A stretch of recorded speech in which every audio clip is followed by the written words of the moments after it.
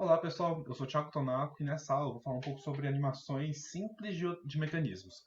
Mais especificamente, eu vou falar um pouco sobre o mecanismo de quatro barras e suas variações. Nessa aula eu vou falar por alto como é que é o mecanismo de quatro barras. Eu não vou me aprofundar muito, mas eu vou falar como é que é uma solução matemática numérica baseada numa solução por vetores. E dito isso, eu gostaria de agradecer ao professor Thiago de Paula Salles, que foi meu professor de MPD 11 na mecânica da MEC 22, em 2020. Ele que ministrou essa aula que vai falar um pouco e autorizou eu usar o cronograma dele e os materiais de aula dele. Inclusive, o código que eu irei usar para apresentar a simulação no MATLAB é o código desenvolvido por ele. Então, muito obrigado mais uma vez, professor Thiago. Bom, o cronograma dessa aula vai seguir o seguinte esquema: vai ter eu vou falar da parte teórica do mecanismo de quatro barras e a solução por método numérico. Aí depois eu vou falar sobre a resolução desse método numérico pelo código MATLAB. Então a gente vai tentar entender como é que funciona o código e fazer algumas práticas. Bom, essa é a cara mais ou menos do mecanismo de quatro barras. Nós temos aqui quatro vetores, cada um representando um elo. Temos aqui o elo 1, que normalmente é um elo fixo em relação ao resto dos elos, enquanto os outros são os que mexem. Normalmente o elo 2 é aquele de entrada, aquele que vai movimentar com relação a uma força externa, e o elo 3 e 4 irão se movimentar à medida que o elo 2 rotaciona. Só para uma questão de nomenclatura, é, as barras a gente denomina como elos, enquanto o ponto de encontro entre as barras são as juntas. Então, o elo 1, normalmente ele é dividido em duas juntas, normalmente. Normalmente você não encontra, propriamente dito, em questão de aparência, uma mecanismo de quatro barras em quatro barras. A gente fala quatro barras porque justamente uma barra é como se fosse a ligação fixa de dois elos em relação aos demais, porque dois elos vão se mexer em relação a esses dois. Alguns exemplos práticos na vida real são justamente é, a pedalada de bicicleta e também nos equipamentos de ferramentas. Aqui nós temos justamente um mecanismo de quatro barras. Temos aqui o elo 1, que são esses dois pinos aqui, o elo 2, 3, que é justamente essa peça aqui inteira, e o 4. Aí quando você executa uma força sobre o elo 3, movimenta os outros dois elos, enquanto um permanece fixo em relação a eles. Na bicicleta é a mesma coisa. O elo 1 seria da cadeira até a parte onde rotaciona os pedais, enquanto as pernas formariam os outros três elos. Só para ter uma introdução mais breve e prática sobre como que acontece na vida real. Também tem para mecanismos mais complexos, por exemplo, os freios das rodas de um avião. Mas vamos partir para a resolução teórica. A priori, a gente vai fazer uma análise vetorial simples. A gente vai denominar como RI o vetor que é composto pelo comprimento RI e pelos ângulos cosseno de θi e seno de θi. Então temos aqui o elo 1, que é formado pelo comprimento R1, que vai ser um vetor R1 vezes o cosseno de 0 graus vezes mais o seno de 0 graus. E assim vai para os outros três elos. Somando eles, quando a gente pode ver aqui na figura, a gente consegue ver por soma vetorial que o R1 mais R3 é igual a R1 mais R4, que temos justamente essa relação daqui. Isolando tudo de um só lado, temos essa relação. R1 mais R4 menos R3 menos R2 igual a zero. Os elos, os comprimentos deles, θ1 e θ2, são dados do problema. Temos apenas duas incógnitas, nesse caso, θ3 e θ4. Ah, θ2 a gente conhece? Bom, ele vai ser o nosso ângulo de entrada. Então, normalmente, ele vai ser conhecido. Então, separando em duas equações, com base nas componentes x e y dos vetores, nós podemos construir os seguintes vetores coluna. Temos esse aqui, de formado por F1 e F2, onde F1 é justamente a componente x dessa soma vetorial, e o F2 é a componente y dessa soma vetorial, em que o vetor x coluna vai ser o vetor das variáveis, que são aquelas que a gente desconhece, θ3 e θ4. Mas falando sobre um pouco sobre o método numérico que nós iremos apresentar, vai seguir o seguinte fluxograma. Primeiramente, temos as entradas das constantes que nós conhecemos, os comprimentos dos elos, nesse caso, o valor de θ2, que vai ser um valor de entrada que nós iremos colocar no mecanismo, e o valor de θ1 quando for relevante dizer ele, quando ele não for 0 graus. Que é justamente o caso desse aqui. Ele é 0 graus, então por isso que não foi escrito nesse fluxograma. E agora nós vamos estimar valores para θ3 e θ4. Por quê? O método Newton-Raphson ele depende justamente desse primeiro chute inicial. Só que você tem que chutar com consciência. Não é simplesmente falar, para esse é um θ 2 eu vou chutar que θ 3 é 0 e θ 4 é 0. Possivelmente vai dar problema na hora da resolução. O ideal é que você dê um chute próximo. Por exemplo, vou supor que esse ângulo aqui, θ 2, seja algo perto de 60 graus. Eu vou chutar que θ 3 então vai ser 20 graus, θ 4 vai ser 65, talvez 60 graus também de novo. São valores que, na base do olhômetro mesmo, eu estimei que eles são parecidos e esse aqui é seus 20 graus. Parece coerente. Vamos verificar no código.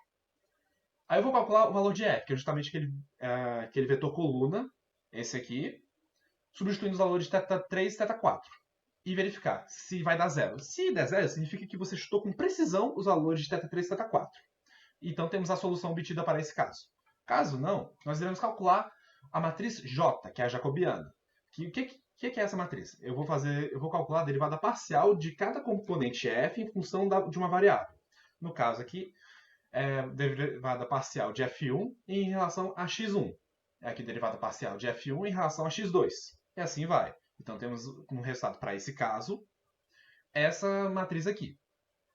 Aí vamos resolver como ΔX, a variação de θ, quanto que ele varia em questão de o infinitésimo que os ângulos θ vão variar com relação a essa forma, e verificar quanto que vale o ΔX. Se eles forem nulos, significa que deu algum problema na sua solução. A solução não convergiu. Então, de duas uma. Ou a função f está errada, ou você calculou o j errado, ou você chutou θ3 e θ4 errado. Chutou de tal forma que não tenha como convergir uma solução. Caso contrário, você vai ter que retornar no código, refazer alguma parte que você possivelmente deve ter errado, ou no J, ou no F, ou no chute inicial dos valores. Caso não dê nulos, que é justamente aquilo que a gente quer, o looping vai recalcular o valor de x, que é justamente o valor daquele chute inicial.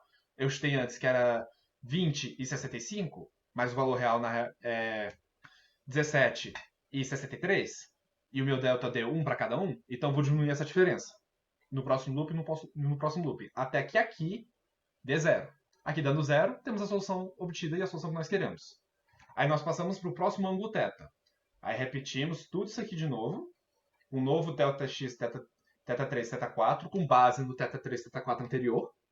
E assim, nós iremos encontrar para cada valor de θ2 que nós colocamos na entrada, um valor de θ3 e θ4 que seja a solução daquela função f. Dito isso, nós iremos fazer um exemplo. Temos aqui os valores de R1 e o valor inicial de θ1. O θ1 está inclinado 15 graus, por isso θ1 aqui. E assim o R1, o R2, o R3 e o R4. E a relação matemática com base em como foi escrito esses vetores. Temos aqui que R2 mais R3 mais R4 tem que dar R1. Então, por isso, essa relação é verdadeira, ou deve ser verdadeira. Eu vou deixar esse código disponível no link e no próprio Google Classroom. Um template para vocês preencherem junto comigo enquanto eu faço a resolução desse exercício, também para vocês praticarem os próximos exercícios que eu irei passar ao finalizar esse vídeo. Temos aqui a inicialização, que é simplesmente para filtrar, limpar o painel, e também de variáveis que podem possivelmente dar algum tipo de erro na resolução do programa, dependendo de como for criado. Temos aqui os valores iniciais.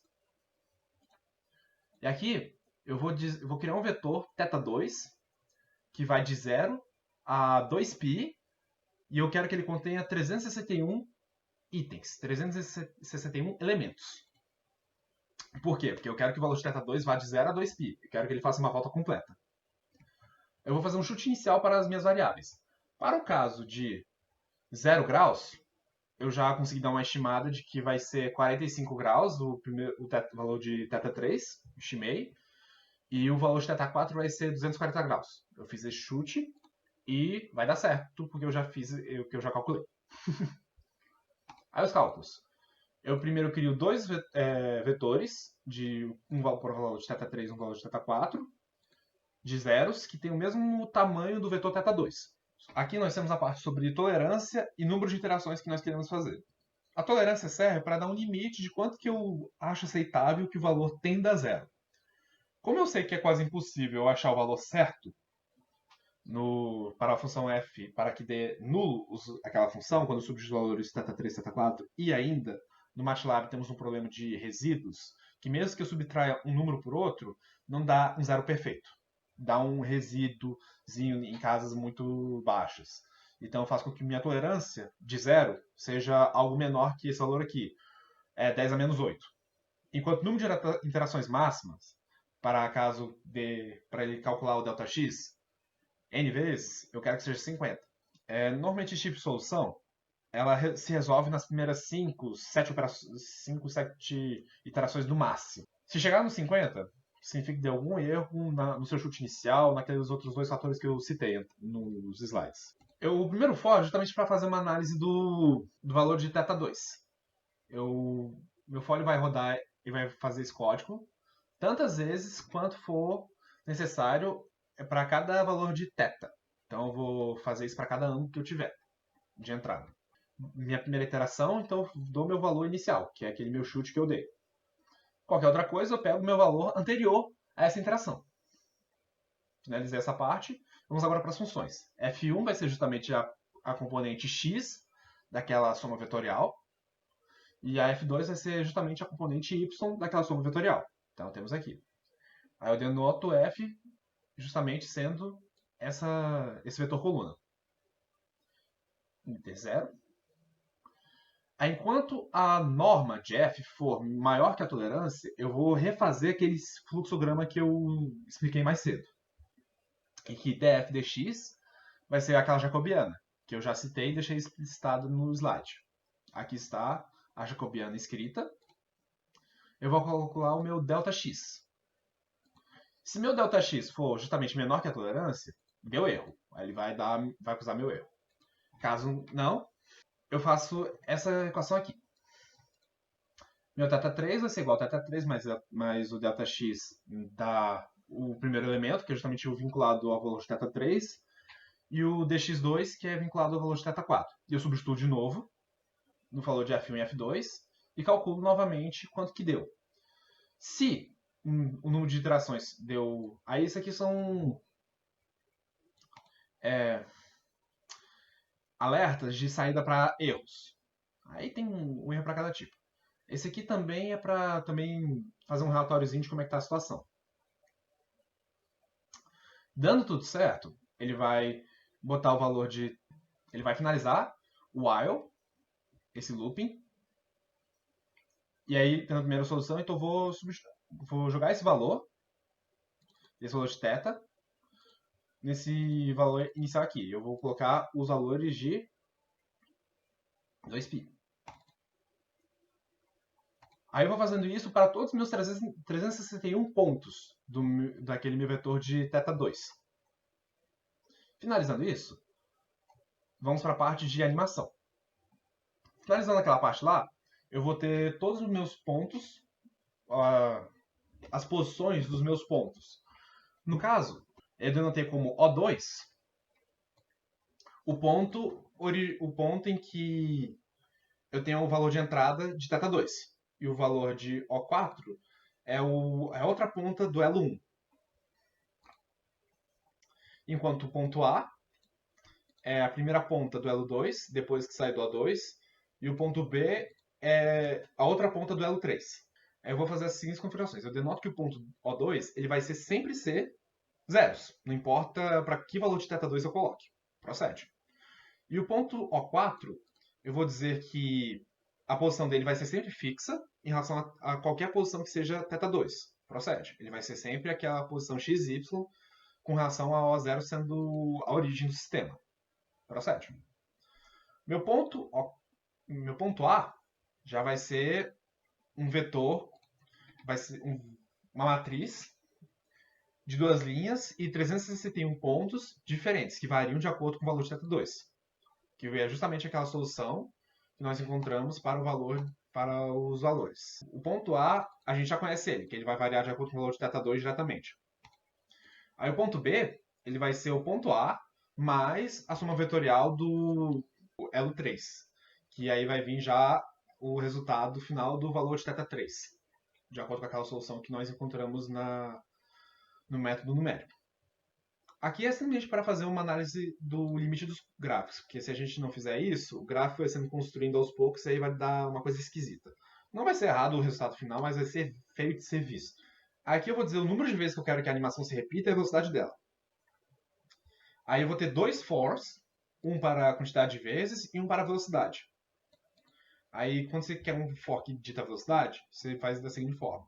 Tem a minha iteração, tem o meu valor inicial, a velocidade e quantas vezes eu quero que ele faça isso. Aí eu vou printar o elo1 da seguinte forma. X vai ser o ponto 2 até o ponto A, valores x, e as coordenadas y vai ser do ponto O2 até o ponto A, da seguinte forma. Aí eu vou plotar ele dessa seguinte forma que vai gerar uma barra colorida, ligando eles. E assim farei da mesma forma para os elos 3 e elos 4. Esse aqui serve para dizer como é para a gente visualizar como é que está sendo o caminho das juntas. Esse aqui, por exemplo, pega o caminho dos pontos A, dos pontos B e aqui o ponto médio do elo 3.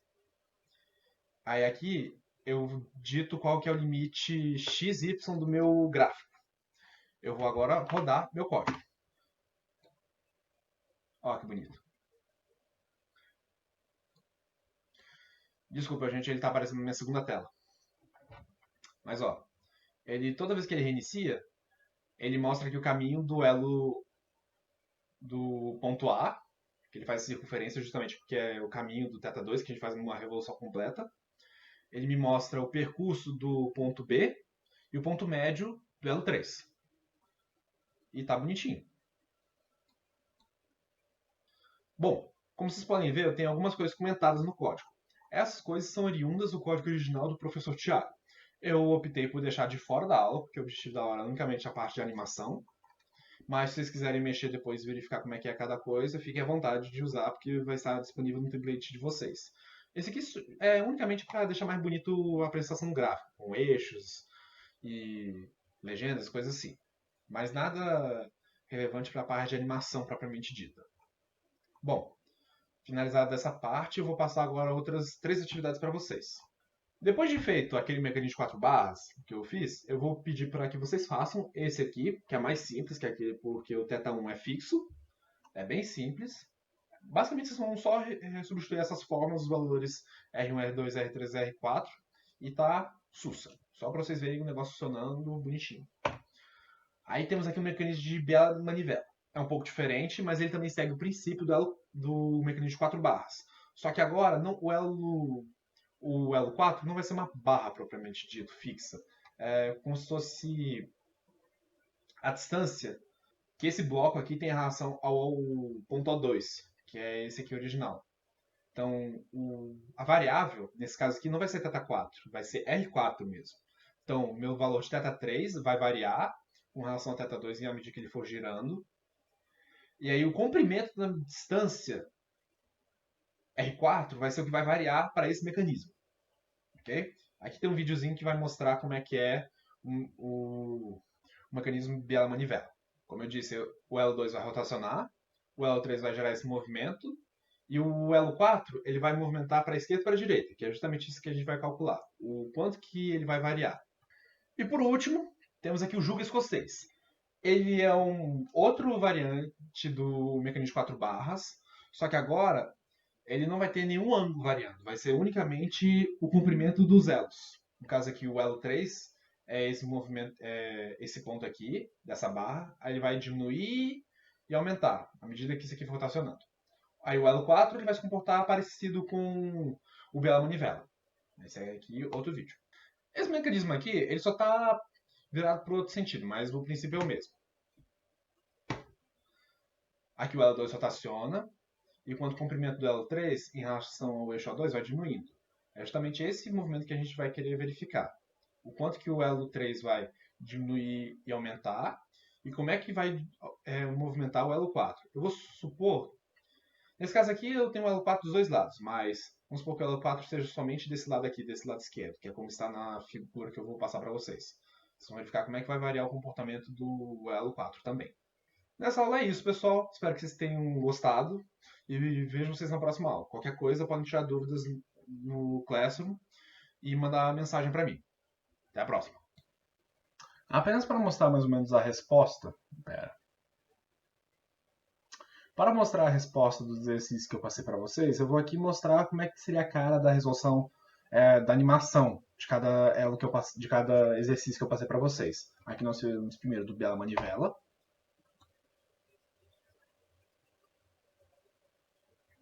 Como eu disse antes, o θ2 vai rotacionar, o elo 3 vai se comportar à medida que ele rotaciona, e o elo 4 vai esticar e comprimir. Aí, como vocês podem verificar aqui, eu meio que alterei a origem do valor de θ2. Minha origem agora é aqui. A origem vai ser o comprimento total do elo 4. Para o jogo escocês, temos isso aqui. Eu coloquei como adicional somente esse amarelinho aqui para ser como se fosse a barra de distância, um comprimentozinho inicial. Nada demais. Para o método de 4 barras, aqui. Faz uma rotação simplesinho. É isso. Até o gabarito, pessoal. Agradeço mais uma vez o professor Tiago, que autorizou o uso do seu material como consulta e também o uso do seu código para poder ser feita essa aula. Muito obrigado mais uma vez, professor.